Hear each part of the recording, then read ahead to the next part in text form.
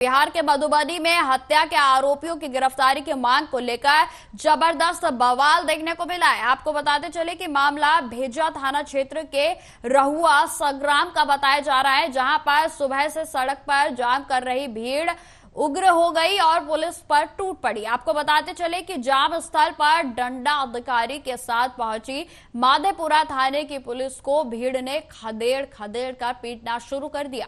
भीड़ में शामिल एक महिला के द्वारा सबसे पहले पुलिस वाले को धक्का दिया गया और उसके बाद भीड़ में शामिल असामाजिक तत्वों ने पुलिस पर हमला बोल दिया।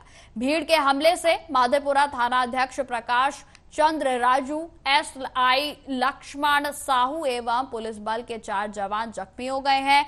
मौके से किसी तरह की जान बचाकर पुलिसकर्मी रहुआ संग्राम से भागने में सफल रहे और वहीं आपको बताते चले कि घायल पुलिसकर्मियों ने मधेपुरा पीएचसी में इलाज के लिए वह वहां पर पहुंचे और जहां पर उनका इलाज भी जारी है। बताते चले कि रहुआ संग्राम ग्राम निवासी मजदूर दिनेश कामत उर्फ दल्लू बीते 15 अगस्त को माधेपुरा थाना क्षेत्र में शव मिला था उसका, और जिसके बाद हत्या मामले में नामजद आरोपियों की गिरफ्तारी के लिए गांव के लोग बुधवार से पुलिस के विरोध में आंदोलन कर रहे थे और 2 दिनों तक लगातार धरना देने के बाद शुक्रवार को ग्रामीणों ने सड़क को जाम कर दिया और जिसके बाद यह स्थिति बन गई। तो आपको बताते चले कि बिहार के मधुबनी की यह घटना बताई जा रही है, जहां पर पुलिस वाले और गांव वालों के बीच भिड़ंत देखी गई और जिसमें सूत्रों के अनुसार जानकारी मिली है कि जो पुलिस वाले हैं उनको गांव वालों के द्वारा दौड़ा दौड़ा कर पीटा गया। इस खबर पर अधिक जानकारी के साथ मधुबनी से पांडव कुमार संवाददाता हमारे साथ जुड़ गए हैं। तो पांडव जी, क्या है पूरा मामला, पहले आप विस्तार से बताएं। जी, पिछले दिन 15 अगस्त को मधेपुर थाना क्षेत्र में शव मिला हुआ था, जिसके परिजनों ने हत्या का मामला नामजद किया गया था। नामजद किया गया था आरोपियों को, और परिजनों का आरोप है कि नामजद आरोपियों को पुलिस गिरफ्तारी नहीं कर रही है जी। इसी को लेकर ग्रामीणों ने सड़क को जाम किया और जाम करने के उपरांत पुलिस को सूचना मिली, पुलिस बल वहां पहुंचे। उग्र भीड़ ने पुलिस जवानों पर एक बार हमला कर दिया गया, जिसमें किसी तरह पुलिस की टीम वहां से भाग करके अपनी जान बचाई। जी पांडव जी, अगर बात की जाए जिस तरीके से आपने बताया कि जो लोग हैं वो पुलिस की कार्रवाई से नाखुश हैं और कहीं ना कहीं गुस्साए हुए हैं, जिसके कारण उन्होंने यह कदम उठाया, तो इसमें आपको जिस तरीके से अभी आपने जानकारी भी दी, तो मैं जानना चाहूंगी क्या इसमें पुलिस की ओर से किसी गांव वाले को अभी तक गिरफ्तार किया गया है? जी, अभी तक गिरफ्तारी किसी की नहीं हुई है और गिरफ्तारी को लेकर ही ग्रामीणों ने सड़क को जाम किया। जी, जिस मृतक का शव मिला है उसके परिवार वालों का क्या कहना है? परिवार वालों का कहना है कि पुलिस के मिली भगत से आरोपियों को बचाई जा रही है।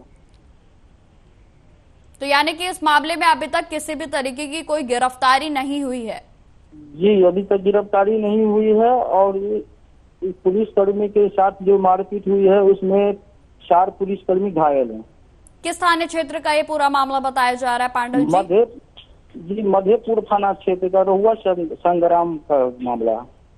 ठीक है पांडव जी, तमाम जानकारी के लिए आपका बहुत बहुत धन्यवाद। तो जिस तरीके से आपको बताते चले कि बिहार के मधुबनी में यह मामला सामने आया है, जहां पर पुलिस की कार्रवाई से नाखुश भीड़ ने पुलिस वालों को दौड़ा दौड़ा कर पीटा और जिसमें 4 जवान जो है वो घायल बताए जा रहे हैं, जिनका पीएचसी में इलाज भी जारी है। आपको बताते चले कि लगातार इस मामले में गांव वालों का यही कहना है कि पुलिस के मिली भगत से 15 अगस्त को जिस तरीके से थाने में शव बरामद किया गया था, उसके बाद से अब तक मामले में कोई भी कार्रवाई नहीं की गई है और पुलिस जो है वो मिली भगत से किसी भी आरोपी को गिरफ्तार भी नहीं कर रही है और इसी सबसे नाखुश जो गांव वाले हैं उनका गुस्सा फूट पड़ा और जो कि पुलिस और दरोगा पर पूरे तरीके से देखने को मिला है और जिसमें आपको बताते चले कि गांव वालों ने पुलिस वालों को दौड़ा दौड़ा कर पीटा और जिसमें तकरीबन 4 जवान जो है वो गंभीर रूप से घायल हो गए और जिनका इलाज भी जारी है।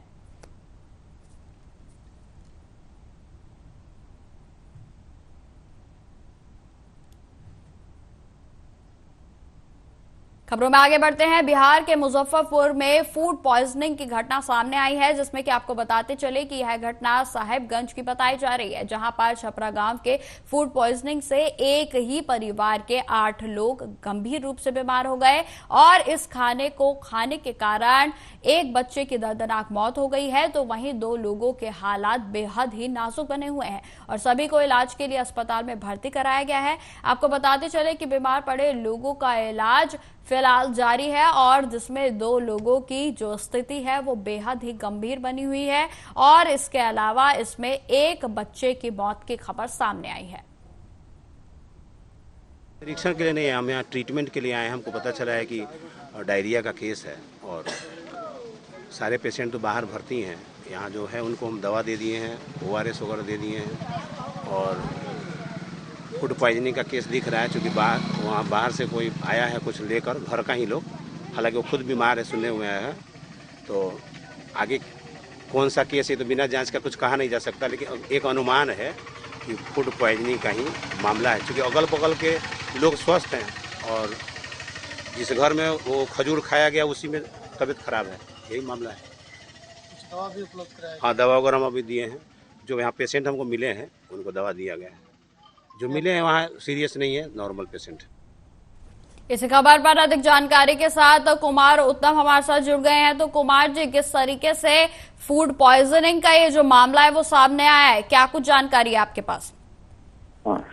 जी निकिता जी, देखिए ये मुजफ्फरपुर जिले के साहेबगंज प्रखंड का ये मामला है। साहेबगंज प्रखंड में रूपछपरा गांव है, जहां के वार्ड नंबर 5 में ये घटना घटी थी। जो जानकारी प्राप्त हुई है बाद में, वो ऐसा है कि उस घर में लोग सुहावनी देवी का प्रसाद, खजूर जो होता है, वो लेके आए थे और वो प्रसाद खाने के बाद जो है लोगों की हालत बिगड़ी थी और जिसमें परिवार के 8 लोग बीमार पड़ गए थे, जिसमें एक बच्चा सूरज कुमार की मौत हो गई जी। और जब ये घटना घटी उस समय आस पड़ोस के लोग और उनके परिजनों ने ले गए थे सामुदायिक वहां पर बगल के अस्पताल में, PSC में, जहां पर उनका हालत खराब होने के कारण वहां उपस्थित डॉक्टर ने उन्हें SKMCH रेफर कर दिए। SKMCH रेफर कर दिए। उसके बाद जब जाने के क्रम में रास्ते में सूरज कुमार बच्चे की मौत हो गई। उसके बाद उनके परिजनों ने निजी अस्पताल में लेके चले गए, जहां पर उनका इलाज हुआ।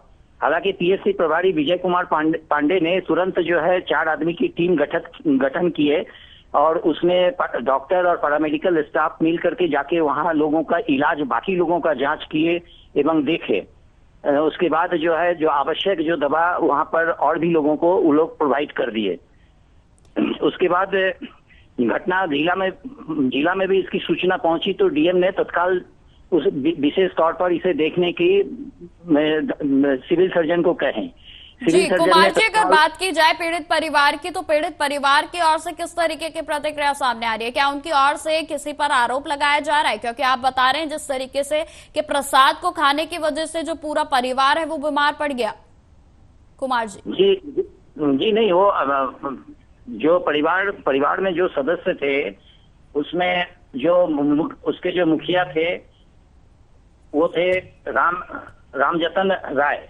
तो रामजतन राय एवं उनके परिवार में जो है उनका बेटा था सूरज देवी, जिनकी मौत हो गई।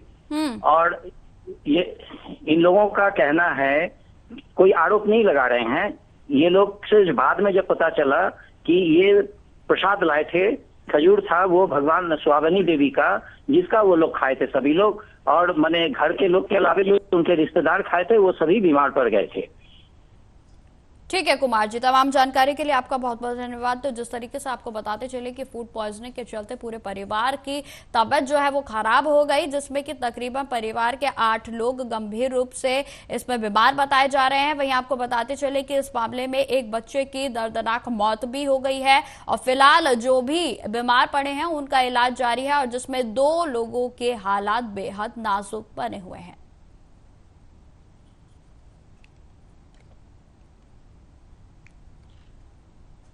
खबरों में आगे बढ़ते हैं। दिवाली आने में अभी कुछ महीने भले ही बाकी है, लेकिन उत्तर प्रदेश के बहराइच में गांव वाले हर हफ्ते रोशनी और पटाखे जमा कर रहे हैं। जैसे ही सूरज ढलता है और दहशत में डूबे गांव में किनारे में जंगल पर पटाखों का शोर गूंजने लगता है। जो आपको बताते चले, इसका जो मुख्य कारण है वो है आदमखोर भेड़िए। पिछले 2 महीने से आदमखोर भेड़ियों के आतंक चल रहा है और जिसमें अधिकतर भेड़िए जो लोगों को रात में शिकार बनाते हैं। और आपको बताते चले कि ये भेड़िए रात के अंधेरे में अपना शिकार करते हैं और अभी तक उत्तर प्रदेश के बहराइच में भेड़ियों के द्वारा 8 लोगों को मारे जाने के बाद सर्च ऑपरेशन लगातार जारी है। आपको बताते चले कि खूंखार भेड़ियों को पकड़ने के लिए ड्रोन कैमरे उड़ाए जा रहे हैं, खेतों में पिंजरे लगाए जा रहे हैं, बाहर से पुलिस बल की भी मदद ली गई है, कई टीमें लगाई हुई हैं और आज इन भेड़ियों को कैमरे में फिर से कैद किया गया।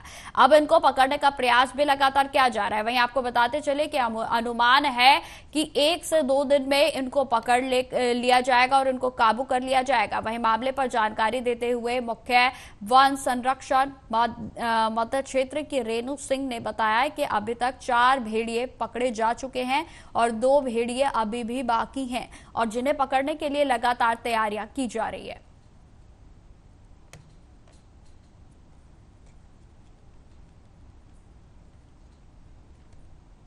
महाराष्ट्र के मुंबई में घाटकोपर इलाके में एक दिल दहला देने वाला वीडियो सामने आया है, जिसमें कि एक कैब ड्राइवर की एक शख्स ने बर्बरता के साथ पिटाई कर दी। जो आपको बताते चले कि कैब ड्राइवर की गलती सिर्फ इतनी थी कि उसकी गाड़ी आगे चल रही लग्जरी गाड़ी से थोड़ा सा टच हो गई थी।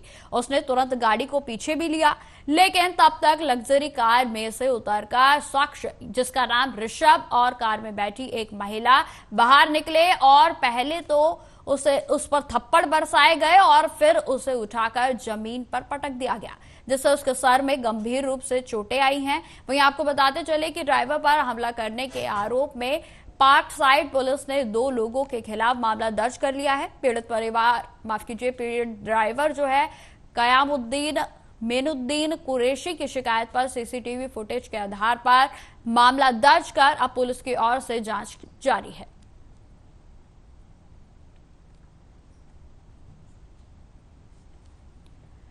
तो आपको बताते चले कि महाराष्ट्र के मुंबई का यह पूरा मामला बताया जा रहा है, जहां पर एक कैब ड्राइवर के साथ बर्बरता के साथ मारपीट की गई है।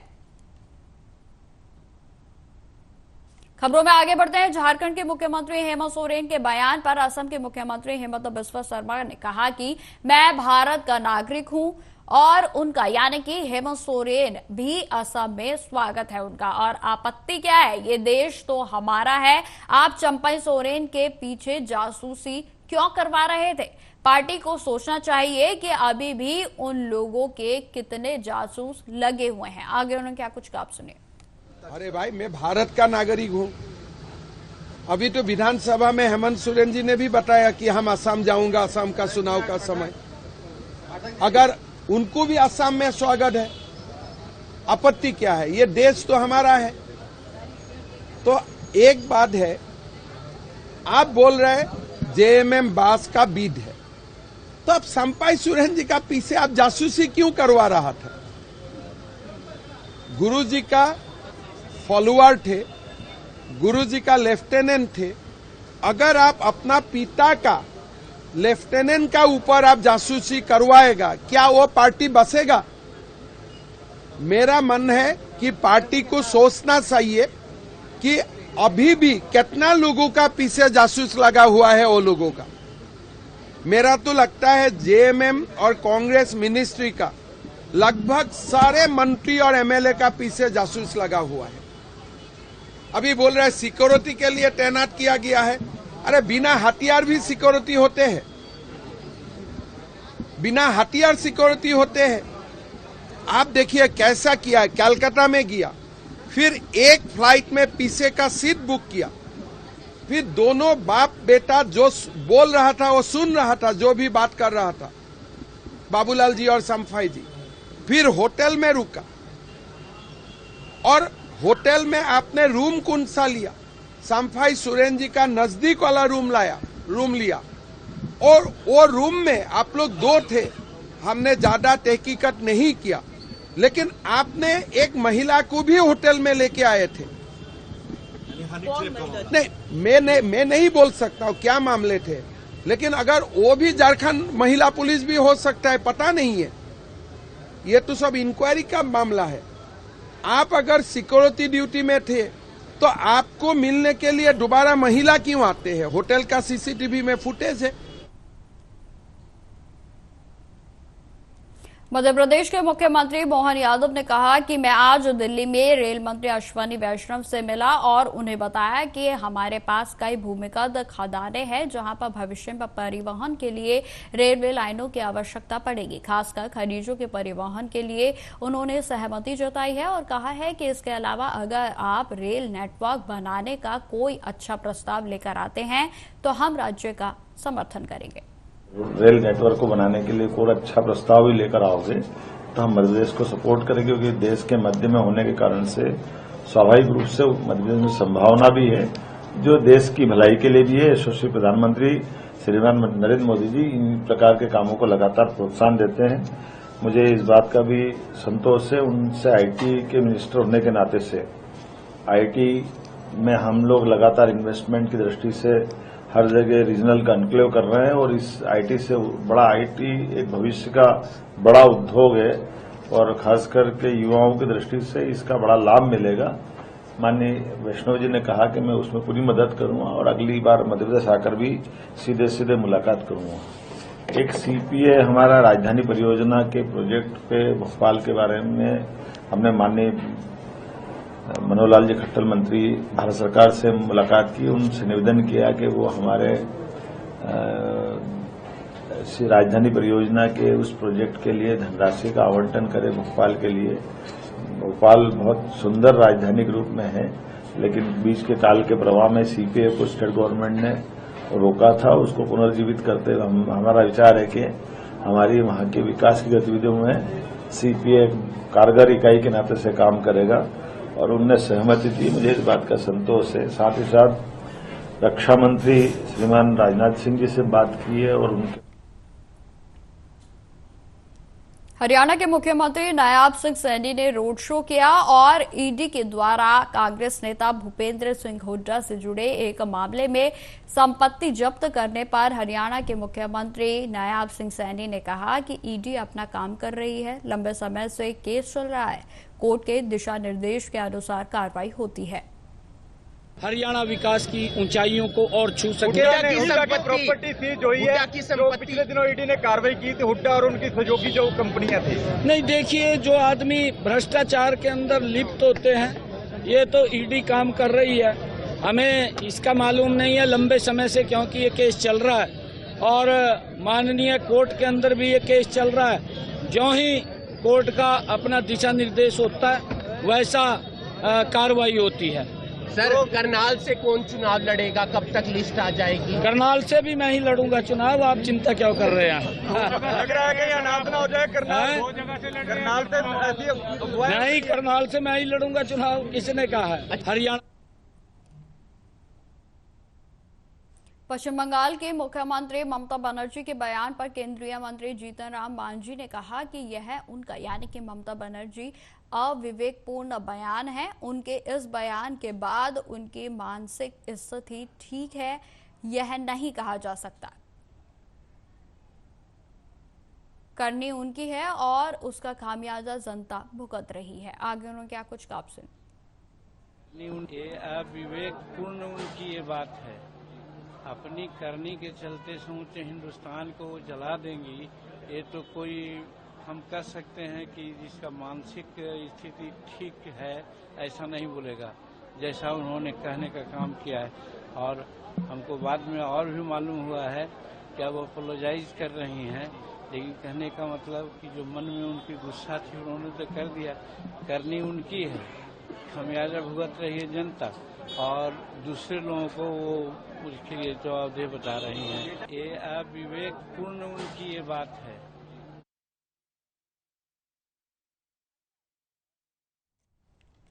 कथित शराब घोटाले में जेल में बंद दिल्ली के पूर्व उप मुख्यमंत्री मनीष सिसोदिया जेल से बाहर आने के बाद लगातार पदयात्रा कर रहे हैं। और इसी क्रम में मनीष सिसोदिया मॉडल टाउन पहुंचे। इस दौरान मनीष सिसोदिया ने कहा कि मैंने कुछ गलत नहीं किया था, इसलिए मैं ना टूटा ना झुका और 17 महीने के बाद भी जेल से मुस्कुराते हुए बाहर निकला। खासतौर से कार्यकर्ता साथियों का, आप सबका जो अभी पूरे पदयात्रा में साथ रहे, पार्षद बहन, साथ साथ विधायक भाई, सब लोगों का बड़ी तारीफ कर रहे हैं। आप सब लोग सभी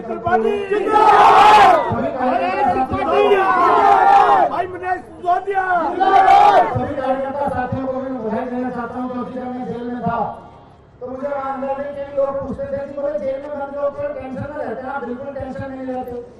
मैं बाहर आया तो ये बीजेपी वाले भी मीडिया से कह रहे थे मनीष सिसोदिया तो बड़ा चौड़ा होकर बाहर आया मुस्कुराते हुए, मनीष सिसोदिया जिंदाबाद। बीजेपी वाले कहते हैं 17 महीने में ऐसे मुस्कुराते हुए बाहर आया, पता नहीं क्या खा के आया।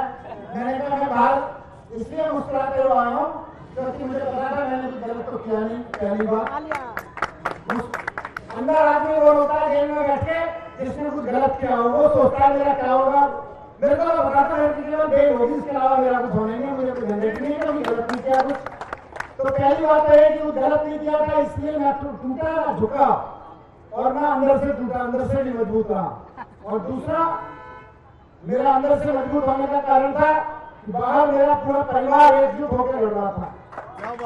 पिछले 10 साल में हमने राजनीति में देखा है कि सीबीआई और ईडी भेज के महाराष्ट्र से लेके, उत्तराखंड से लेके, अरुणाचल से लेके जाने कहां की सरकारी गिरा दी, पार्टियां तोड़ दी। खबरों में आगे बढ़ते हैं। केरल के तिरुवनंतपुरम में विपक्ष के नेता वीडी सतीशन ने कहा कि हम लंबे समय से मांग कर रहे हैं कि जस्टिस हेमा कमेटी का खुलासा किया जाना चाहिए। कई अपराध किए गए हैं। राज्य सरकार ने अपराध करने वाले अपराधियों को छिपाकर और बचाकर अपराध किया है।